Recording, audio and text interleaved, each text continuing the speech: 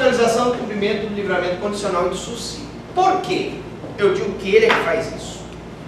Quando um preso é condenado a uma prestação de serviço à comunidade, é preciso que alguém fiscalize se efetivamente ele está cumprindo.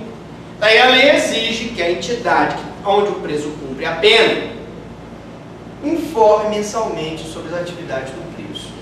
Mesma coisa em relação ao livramento condicional e SUSI. Por que, professor? Porque vocês verão que quando nós falarmos na aula de livramento condicional, uma aula maravilhosa, vocês vão se emocionar, tanto o livramento quanto o SUSI. Nós vamos mostrar para vocês que o livramento condicional e o SUSI, eles impõem condições ao condenado. E essas condições só serão bem cumpridas, exercidas, se eu tiver um órgão fiscalizador. Essa fiscalização deveria ser feita pelo patronato. Limitação de final de semana. Eu queria só fazer aqui uma crítica à casa do albergado e à questão da limitação de final de semana. Gente, são raríssimas as casas de albergado hoje no Brasil. Muito difícil hoje o cumprimento da pena em regime aberto em casa de albergado, por absoluta ausência de casa de albergado em determinados locais do Brasil. Infelizmente, os juízes e promotores têm optado por, em vez de fazer com que ele cumpra a pena na casa do albergado, colocar ele em prisão domiciliar.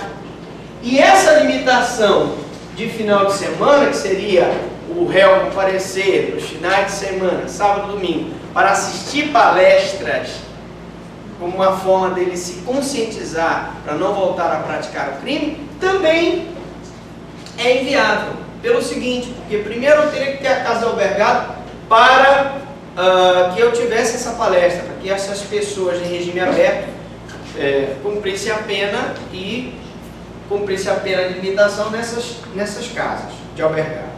Segundo, eu teria que ter um palestrante. Então o Estado não tem dinheiro para pagar a casa do albergado, quanto mais um palestrante. Bom, Conselho da Comunidade. Agora sim, nós vamos ver a composição do Conselho. Ele é composto, no mínimo, por um representante da Associação Comercial ou Industrial, um advogado indicado pela Ordem dos Advogados do Brasil, um assistente social escolhido pela Delegacia Seccional. Então vamos lá.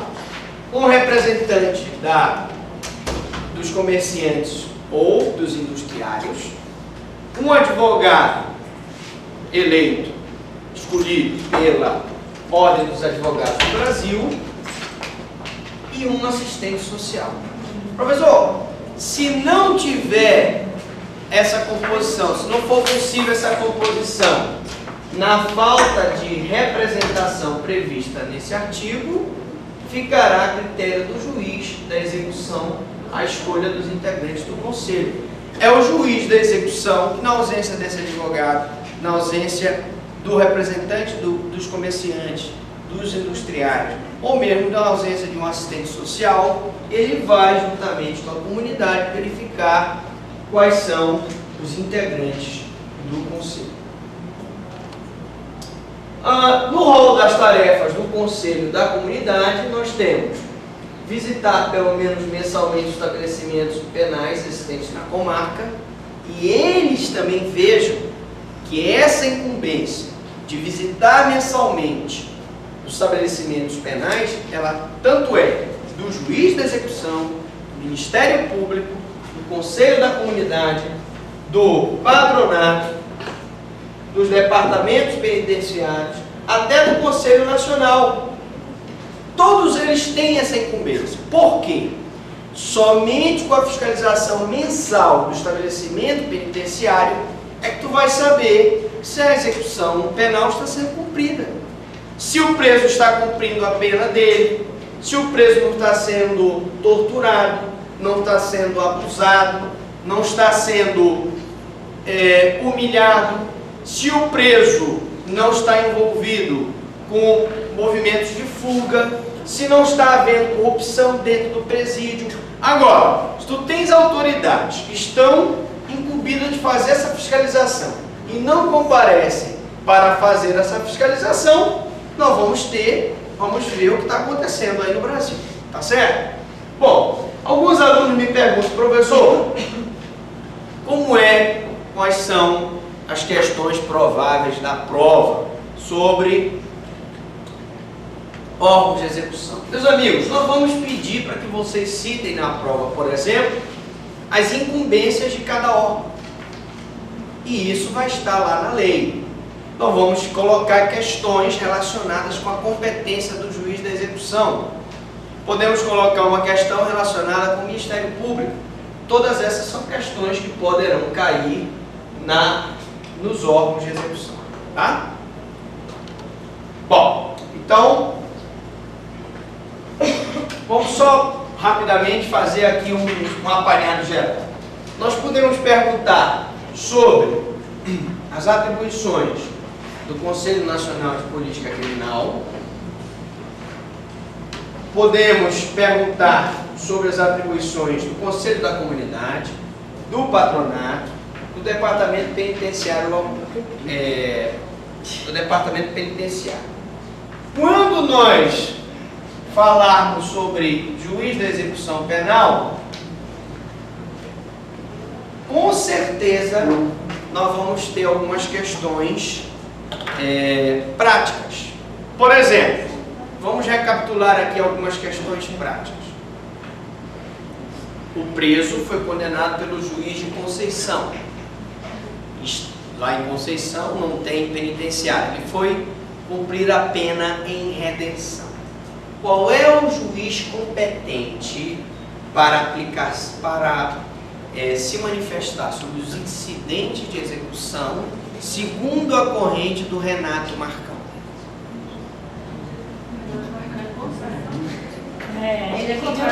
Segundo o Renato Marcão, o juiz competente para a execução penal é o juiz de redenção, no local onde o preso está cumprindo a pena. Embora nossa posição é de que seja mais conveniente esse preso ser julgado pelo juiz da condenação, que foi o juiz de Conceição do Araguaia.